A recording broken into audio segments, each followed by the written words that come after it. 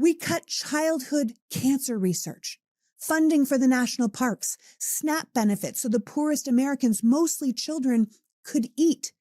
But we're spending billions of dollars on a war no one wants, or retrofitting our president's Middle East gift plane so we can have a palace in the sky.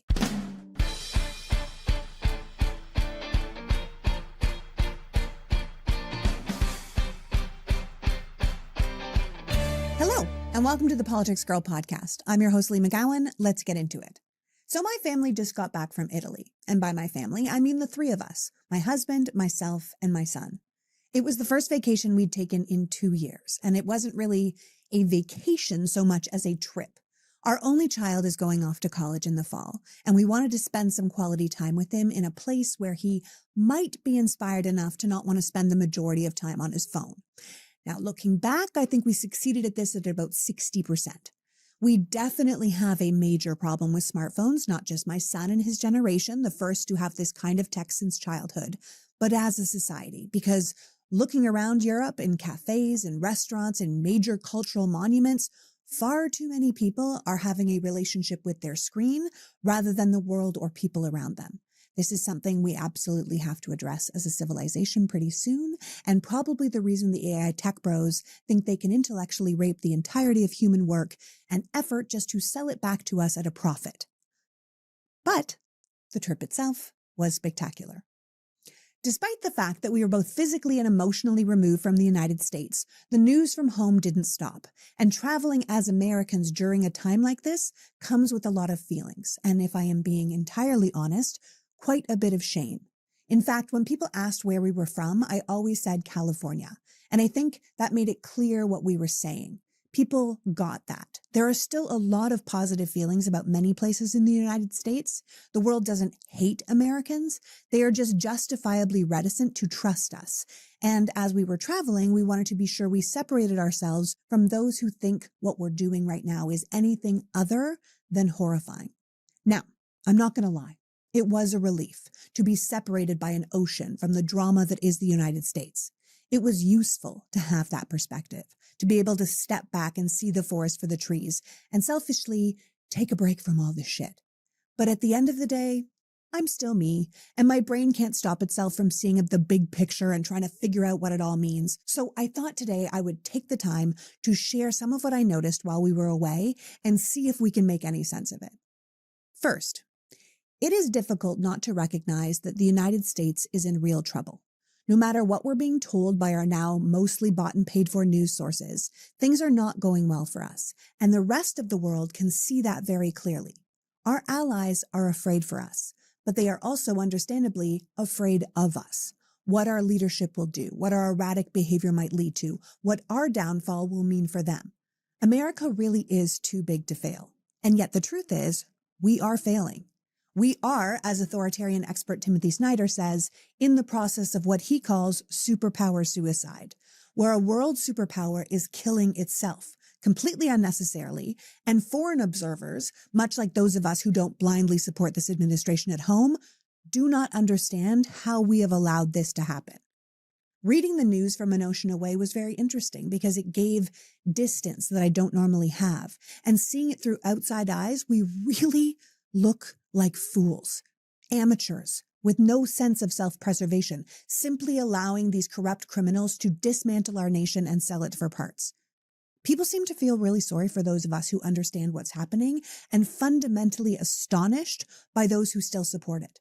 They are watching us actively destroy our reputation, our economy, the world order, and it is astonishing to them. It's pretty astounding to me as well. I do endless work in this field, and I have been told 1,000,000 times, no one is coming to save us. It's up to us to save ourselves. I do that work all the time, yet there is still a part of me waiting for the grown-ups to take control. This hopeful little part of me still looking to the military with their oath to honor and uphold the Constitution, to protect the citizens from enemies, both foreign and domestic, to finally do something. The foolish part of me that keeps looking to this current Congress like they might finally do their jobs and act like a co-equal branch of the government and stand up to this out-of-control leader and his sycophants. That today will be the day they're finally going to wake up and stop the mass destruction of our institutions and our nation and our norms. They have the power to do it. They're just sitting on their hands, fiddling while Rome burns. And I know I shouldn't be surprised about that, but I am. Because seriously, what the fuck is going on? To that point, if I may, let me just take a sidebar to remind everyone that this is an election year. So it's essential we remember that every single member of the House and 1/3 of the Senate is up for re-election, that we have statewide races across the country, from state legislatures to Supreme Courts to the governorships that are on the line. And we as a people have to make sure that we put representatives in those jobs who will actually do the job of representing the people, the Constitution, the rule of law, not just blindly upholding this un-American regime. We clearly cannot carry on with the one group who actually have the authority to stop this grift, the war, the dismantling of everything from our education system to our healthcare, to continue to do nothing. It is a travesty that this group has been able to do so much damage to our country without pushback. And we need to be sure we put people in positions of authority who will actually represent us and deal with the power they've been given. No matter what Donald Trump does to interfere with these elections, no matter how much money outside lobby groups spend, the choice to come out in numbers they can't dispute, and vote for people who will choose democracy over authoritarianism is key. And I understand a lot of people don't have faith in elections, but I still do. If we do the work, if we show up in extraordinary numbers, if we don't buy into the "it's all over, we're cooked" narrative. But enough of that. Back to my trip. When you are traveling in countries thousands of years older than our young nation, you're given the opportunity to learn about the history of civilizations that rose and fell before we even began. You can, in hindsight, witness the dangers of ambitious and greedy leaders, or an aristocratic class who abuse the people to their own benefit. You recognize religion as both an inspired and destructive force. You see the incredible importance of basic things like clean water, the dangers of things like lead. You can reflect on the benefit modern generations have reaped from a better understanding of science, of education, the reverence of art and culture. At the end of the day, reflecting on how the world unfolded, it's easy to recognize how human existence ultimately comes down to power struggles, to greed, to ambition, and occasionally and positively how much progress is made when art and science are respected, or when the consideration of the many over the few is prioritized. Because historically, it was during those times when humanity truly progressed. While we were abroad, I noticed that international news describes the war in Iran as far worse than the American media does, that they reflect our president and his leadership, not as he and his propagandists would have us believe, but as how they are, that there is a perception that America is lost, that our corruption is out of control, and that other nations, particularly former allied nations, should consider moving forward without us in everything from trade deals to international agreements to future diplomatic relations, because we are no longer trustworthy, and our word is only as good as the president who's in power. A deal or agreement with America can change from day to day with this president, but definitely every 4 years, depending on who we elect. The Trump administration has set everything America built over the past 100 years on fire, and outsiders are tired of getting burned. We are not respected on the world stage. If anything, they see us at best as a disappointment and at worst as a threat. And even with a leadership change, I think it is going to take at least a generation and major institutional change to truly earn back people's trust. And it is going to be a massive uphill battle. The damage that is being done right now is extraordinary. Timothy Snyder was recently speaking to European leaders and advising them to stop looking to America to set the tone. When asked about who he calls Mr. Trump, Snyder says he's wasting your time. Europeans waiting for Trump to come up with something or change his mind or make a better decision are making a mistake. That waiting on Trump is a loss of time, and they need to be spending that time on other things. He says no matter how limited your expectation for our current leader are, he is still going to find a way to disappoint you. Snyder goes on to say that it's time for European leaders to act, as I would say, much like the Canadian and Mexican leaders have done, and make plans that don't include America. As the professor warns, You can't do nothing and hope for the best, or allow the bad policy of Americans to give you an excuse for inaction. He is saying, move on without us. And they are. And that is a weird thing to agree with and understand as an American. This episode is brought to you by IQ Bar, our exclusive snack, hydration, and coffee sponsor. IQ protein bars, IQ mix hydration mixes, and IQ Joe mushroom coffees are the delicious, low-sugar, brain and body fuel you need to win your day. IQ Bar products are packed with clean, delicious ingredients that keep you physically and mentally fit, like magnesium and lion's mane. The IQ Bar plant protein bars are filled with plant protein, tons of fiber, and no added sugar. IQ Mix is a zero-sugar drink mix that hydrates with electrolytes while improving your mood and boosting your clarity. IQ Joe is a mushroom coffee designed for mental clarity and packed with 200 milligrams of natural caffeine. And there are so many flavor combinations across all IQ Bar products, from mint chocolate chip protein bars to blueberry pomegranate hydration mixes to vanilla spiced coffees. They also have a limited edition and seasonal flavors too. There's a reason that over 20,000 people have given them 5-star reviews, and more people than ever are feeding their busy lifestyle with IQ Bar products. If you try their sampler pack, you can test every product and flavor: 9 IQ bars, 8 IQ mix sticks, and 4 IQ Joe sticks. Personally, I'm a fan of the mixes. I use them in my water for a little boost midday. Right now, IQ Bar is offering our podcast listeners 20% off all IQ Bar products, including the Ultimate Sampler Pack, plus free shipping. To get your 20% off, text PG to 64,000. Text PG to 64,000. That's PG to 64,000. Message and data rates may apply. See terms for details. My birthday is in August, and of course, August is the month that you prep for back to school. So for me, August always came with new clothes. But nowadays, no one wants to spend too much money on new clothes. Quince proves that you can still get a closet reset without breaking the bank. Quince specializes in effortless, high-quality essentials. The idea that you don't need a crowded closet to look amazing. You need the right pieces in the right fabrics that are built to last. I spent all summer in Quince's linen shirts, their silk maxi skirt, and a brown leather belt I wore at least 3 times a week.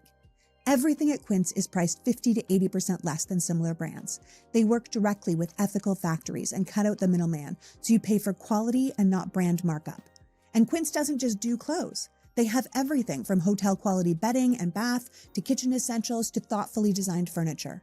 So upgrade your everyday by going to quince.com/politicsgirl for free shipping on your order and 365 days of returns. Now available in Canada and the UK too. That's QUINCE.com/politicsgirl for free shipping and 365 days of returns. Quince.com/politicsgirl. Now, while we were away, the cyclospora outbreak also happened in the United States. As we traveled through a country that takes its food incredibly seriously, that respects their land and their traditions of their cuisine, a country that in many ways sees food as art, a historical inheritance to be passed down from generation to generation, our country was literally poisoning its own citizens for profit. While we were eating fresh local fruits, vegetables, cheeses, meats, fish without a single worry about toxicity, people at home were being hospitalized and they didn't know why. There was no recall, no idea what was causing the outbreak, because our current government had drastically scaled back the CDC's active surveillance of foodborne illnesses, tracking 2 rather than 8 major pathogens. While some state health departments still require local doctors and labs to report all 8 infections, federal tracking has been completely reduced. While the FDA maintains its investigative staff, public health experts have warned that reduced CDC tracking makes catching these outbreaks so much harder. So, being away, it was impossible not to consider the kind of basic human enjoyment we get from our food is now a luxury Americans can no longer enjoy. That whether you shop at Walmart or Whole Foods, you were still getting the same diarrhea lettuce. And even when the source of the outbreak was discovered, all it took was a payoff to our president for the Food and Drug Administration to bury the truth. As I understand it, it appears like the American agency with the responsibility to protect our food health ended up apologizing to the corporation who caused the illness because money. Americans are literally being treated like disposable, worthless interferences in the quest for profit. That, my friends, is called predatory capitalism, late-stage capitalism. and it is problematic. But I should note that these companies are making these extraordinary profits off the very same Americans who are getting sick. So we really should be more discerning with who we buy from, who we support, who we elect, because we don't deserve to be randomly poisoned just so our president's pals can buy bigger boats.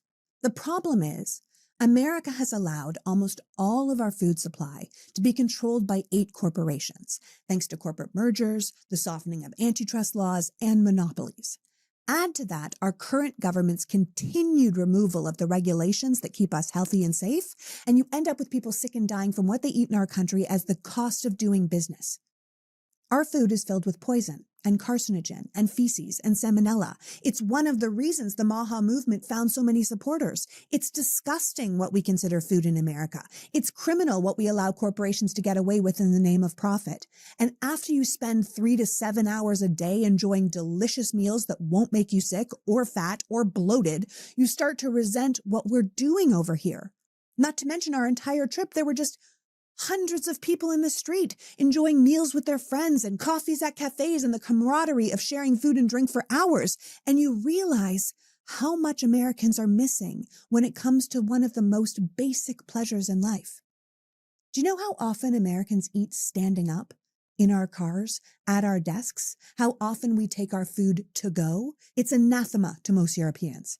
They think we are crazy to abandon one of the most wonderful human experiences in the name of efficiency.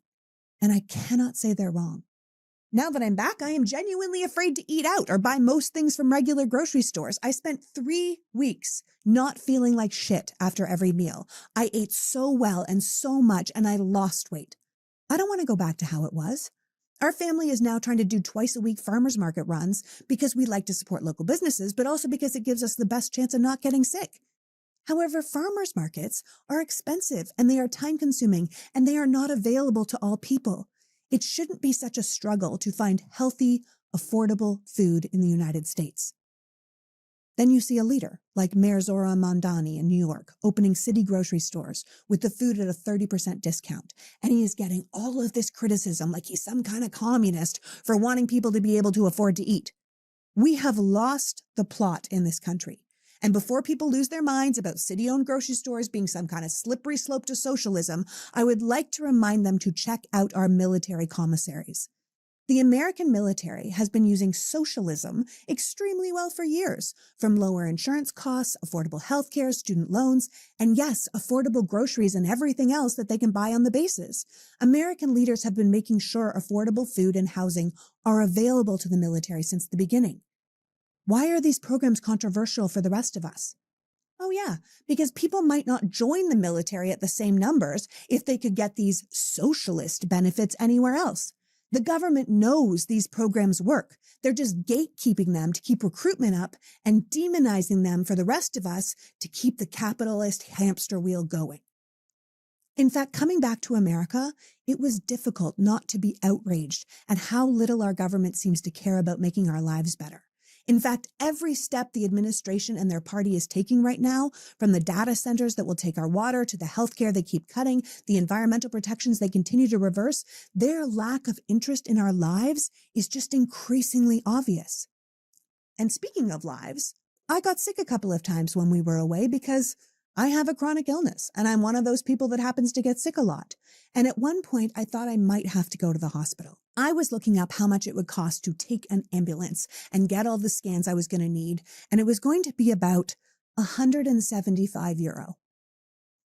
€175 to deal with a medical crisis in a foreign country where they would also most likely offer me a translator so I would understand what was going on and not treat me like some dirty foreigner who deserved derision for not speaking their language, like our government is trying to make us believe about people here at home.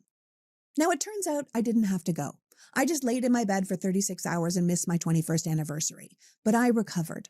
And the whole experience gave me the time to really consider the $4,300 a month my family pays in insurance premiums, the hospital visits and prescription drug costs, the approximately $70,000 a year we end up paying just to keep our family alive and well. The whole thing was pretty striking. America really could be doing this so much better. It's quite clear the health of our citizens should not be for profit. Every one of our peer nations has some form of universal healthcare. We are the world's outlier, with the number one cause of bankruptcy being the bad luck of getting sick. And it's not even like we're saving the country money by doing it like this. The US spends way more on healthcare than any other high-income nation. According to the data tracked by the Peterson KFF Health Tracker System, the average comparable wealthy nation spends roughly half of what we do on medical costs. But despite spending almost double on healthcare relative to our economy, the US continually ranks lower than all of our peer nations in things like life expectancy and preventable mortality. And it doesn't have to be like this. We could fix it. All it would take was collective will and proper leadership to make the kind of policy change that serves the people rather than the bottom line of insurance and pharmaceutical companies. We're not reinventing the wheel here. We have over 70 nations to choose to emulate or pick and choose the best parts of their programs and adjust it for ourselves. According to the most nonpartisan economic models, a universal healthcare system would reduce overall national healthcare spending while drastically improving our federal budget. In fact, according to the comprehensive single-payer analysis of the Congressional Budget Office, a universal system that would guarantee healthcare to every American and eliminate almost all out-of-pocket costs would reduce our national spending from around $700 billion to around $300 billion a year. So why aren't we doing that? Oh yeah, money. Does that seem like a trend here? Don't get tricked by the scary words. Democratic socialism isn't socialism proper, and it's certainly not communism.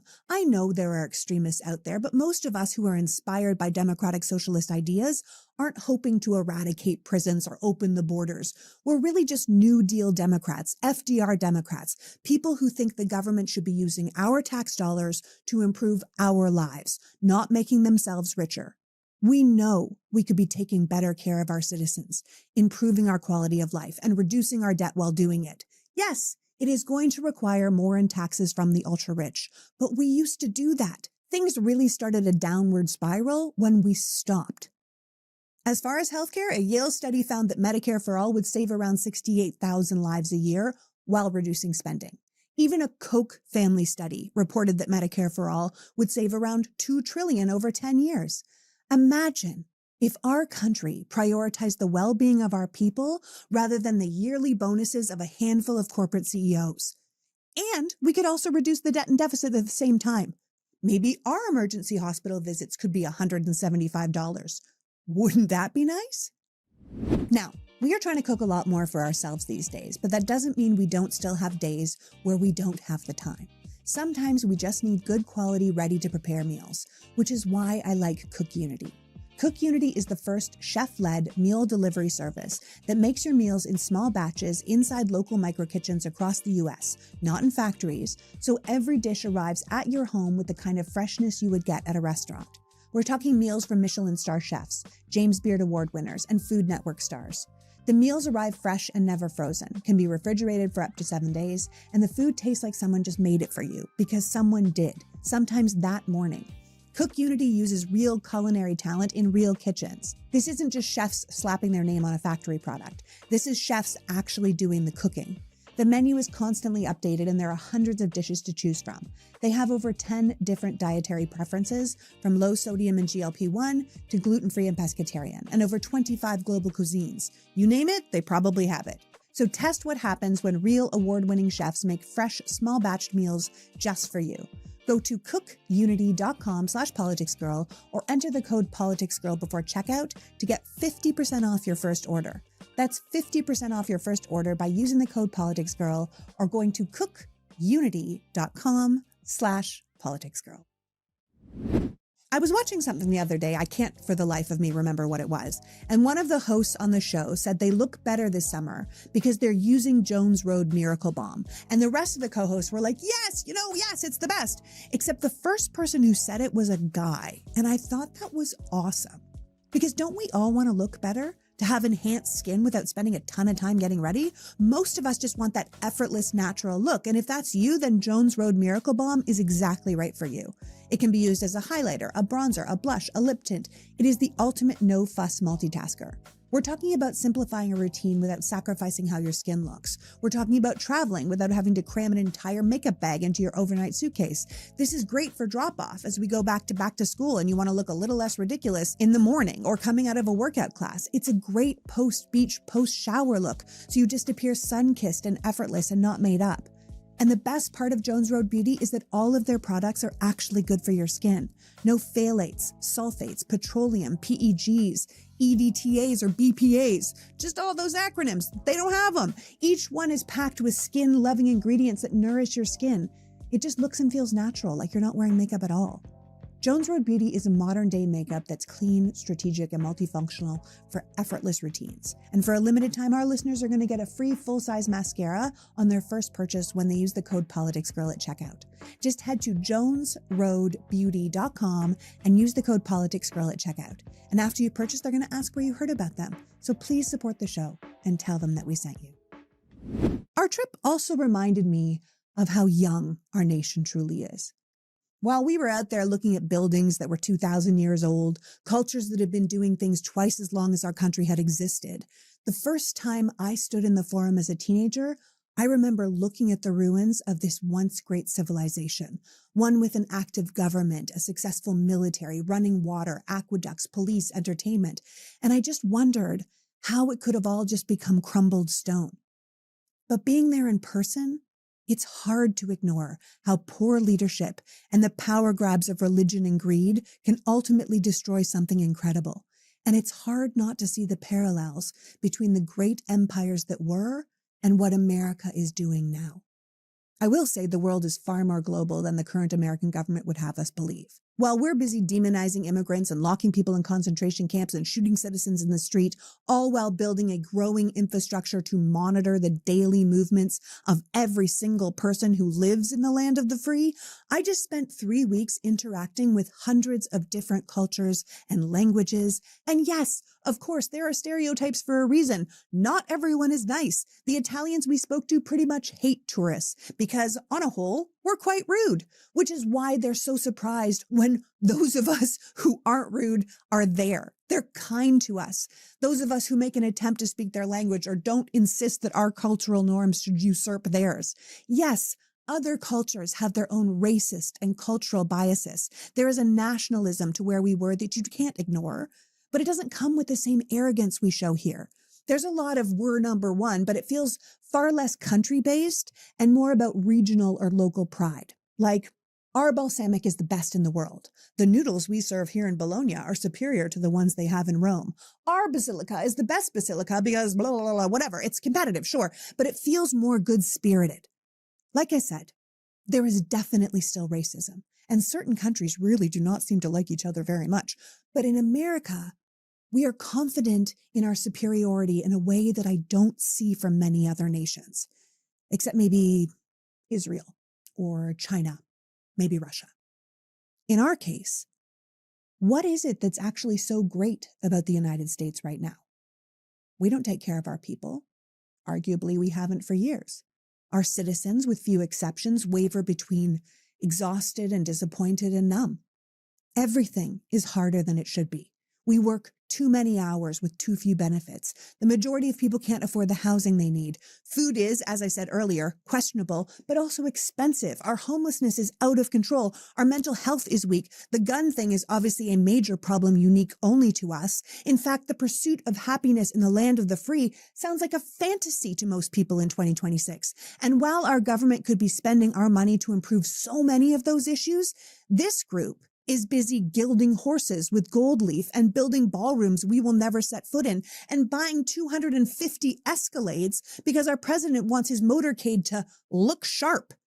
We cut childhood cancer research, funding for the national parks, SNAP benefits so the poorest Americans, mostly children, could eat.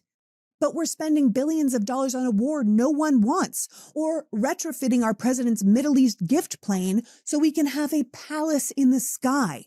We are drowning in debt, but making sure that Donald Trump's kids and donors get every government contract available so they too can become billionaires. We can't afford education or infrastructure spending, but we are building detention camps and data centers at record speeds. What are we doing here? Clearly, this government doesn't work for us at all. I couldn't help but thinking, as I traveled from region to region, with other countries being just a short, affordable train ride away, that America is arguably just too big, that we're so different from state to state, sometimes region to region, different governments, different priorities, different cultures, different morality. Yet we're all supposed to abide by the same federal leadership. That's becoming an increasing problem. We have a federal government right now that is currently picking and choosing which state gets aid based on who voted for the president or who likes him best. That is completely unsustainable and most likely, if we had a working Congress, unconstitutional. Imagine all of Europe being under the same government. That would make no sense. Yes, they have an overriding agreement through the EU that benefits all member nations, but they have unique governments that honor their unique cultures. California alone has the same population as all of Canada.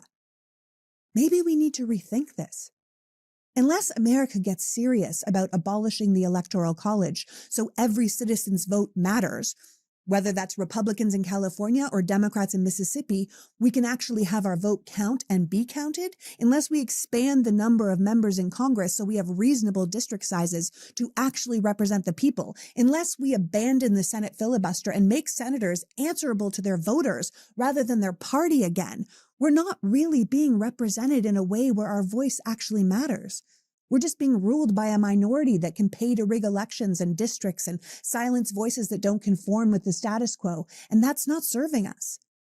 Elon Musk just got a huge new government contract and has now agreed to spend how much on the midterms? Of the people, by the people, for the people. No. The money in politics absolutely has to go.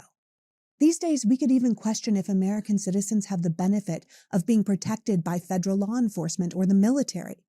The fact that ICE is currently invading our neighborhoods and brutalizing us in our streets, or that our military has been gutted of qualified independent leadership and is now involved in a completely unjustifiable war, makes these long-touted American benefits of protection questionable.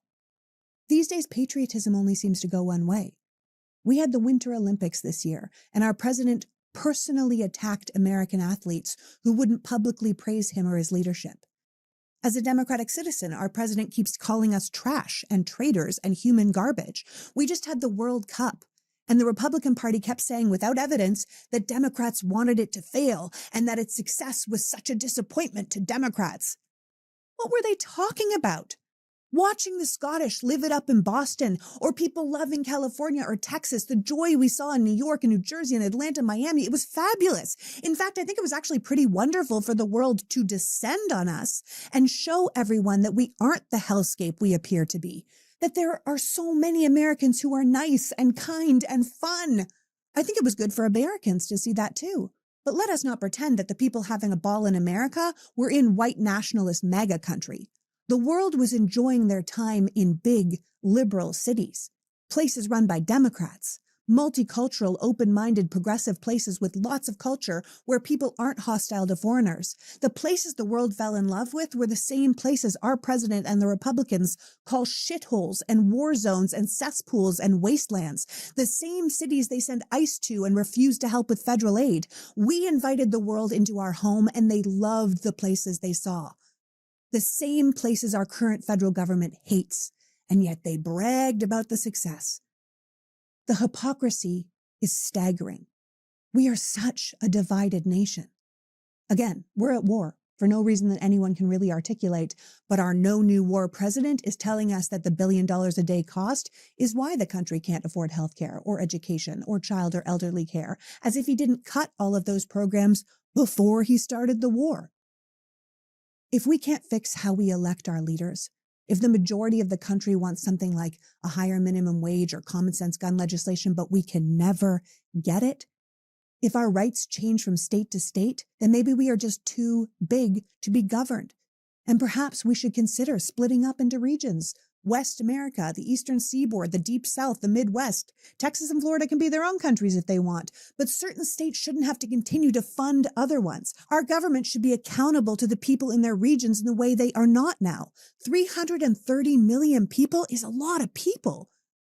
Europeans can't understand why we aren't all in the Capitol protesting if we hate so much what's going on. But I can tell you why we're not there. For most people, the Capitol is just too far away, and we don't have the money or the time to get there and stay there in order to protest. Our jobs won't give us the time off, and our healthcare is tied to our jobs. It's not like driving to Paris, where everyone in the country can be there in under 4 hours. Maybe it should be. We could still have a uniting force like the EU to keep the same currency and not need passports to go from place to place. We could all work in different areas like they do, but maybe our governments would be far more attentive to our needs. Maybe our lives would be better if we were like Italy, Spain, Germany. Our governments could swing from far right to far left depending on how the people voted, but they'd be far more representative. And if you didn't like it, you could move, not out of the United States, but to a different country within it. Anyway, I'm just spitballing. I think the trip really reminded me most of how other cultures live far better than we do, not just with their universal healthcare and walkable cities, but their respected working class and work-life balance. These are cultures that actually break for lunch. Like there are still cities in Italy that close for a couple of hours in the afternoon for eating and napping. Not in the city centers where the tourists drive commerce, but outside of them. Yeah, everything is just closed midday. The people have reasonable work hours. They take weeks, if not a month off in the summer. They seem to be better stewards of the human experience. They respect that people need rests and breaks and holidays. It's not abnormal to see people stop to interact with each other on the street. The person biking by pulls over to talk to your waiter, and no one is getting fired for him having that conversation. They seem to stay up later at night, enjoying long dinners and after-dinner walks. The pharmacists take time to talk to you about your concerns with no plexiglass between you. I'm sure there are exceptions to these rules, but on a whole, so many other cultures seem to be enjoying their lives far more than we are, which is probably why so many people are moving away from America, the highest number than ever before. And it's not just our current government. It's about a way of life. People aren't happy constantly rushing and hustling and earning.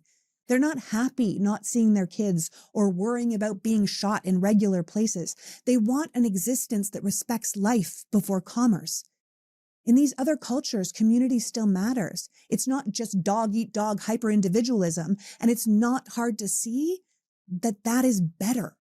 Looking back, we had a wonderful time together, and I'm so glad we went, and I was able to refill my tank for the next 3 months as we come up on these midterms. I was so happy to spend that kind of quality time with my family, especially with my boy, who is moving away and will never live with us in the same way again, which is something I'm having a lot of feelings about, and I'm not always nailing it. We also lost our completely amazing dog Chips right before our trip, and it felt like a bit of a reprieve to not be surrounded by his tremendous absence for just a blip. Of course, now that we're home, he's everywhere. But we were able to buy a beautiful piece of art for his remains in Venice, and that way we will be able to remember both our spectacular trip and our spectacular dog for years to come. I have to tell you, despite all the things I noticed while I was away, I am actually very glad to be back. I feel rested and ready to work. I still believe in this nation. I believe we can fix it. I believe we deserve better than this, and I believe more Americans believe the same things I do than support this monster and his minions. We simply cannot allow these people to destroy everything we have built and all the potential we have for their greed and ambition. I refuse to stand in the rubble of our nation, not when we have a choice. I want to thank you so much for joining me today. We're all gearing up for the fight of a lifetime right now, but I honestly think we're ready. Until next week. PG out. The Politics Girl podcast is written and performed by me, Lee McGowan, and produced and edited by Happy Warrior Entertainment. All rights reserved.